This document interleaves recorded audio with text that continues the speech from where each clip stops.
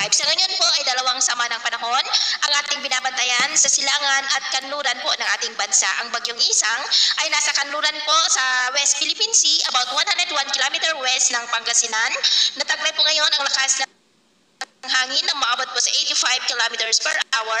Lumakas na rin po yan at patuloy pa rin na nakahatak ang habagat na nakakaapekto sa kanluran ng Southern Luzon, Visayas at Mindanao. Ang bagyong Isang ay kumikilos po pakanluran palabas ng Philippine Area of Responsibility at mamayang hapon, posible na po ito na makalabas sa PAR. Ang LPA naman na nasa silangan ng ating bansa sa silangan ng Mindanao ay posibleng papasok sa PAR ngayong araw, pero hindi naman po yan inaasahan pa na lalakas bilang bagyo for the next 24 hours. At ito naman po ang pinapakita ng forecast model na ating ginagamit hanggang sa susunod na 2 linggo ay posible muli ang pamumuo ng mga sama ng panahon sa silangan o northeast ng ating bansa sa mga susunod na araw at ang development ang mga na ating babantayan at kung may lalakas na bagyo ay tatawagin po sa local name na bagyong Jacinto kung papasok po dito sa ating area of responsibility. Sa lagay ng ating panahon, ngayong madaling araw ay may mga isolated rain sa ilang bahagi ng Central Luzon, Metro Manila, ilang bahagi ng Cagayan Valley, Calabarzon, Mimaro, Bicol Region, Aklan, Antique, Negros, Bohol, Cebu, Northern Samar, Sulu Archipelago, Northern Mindanao,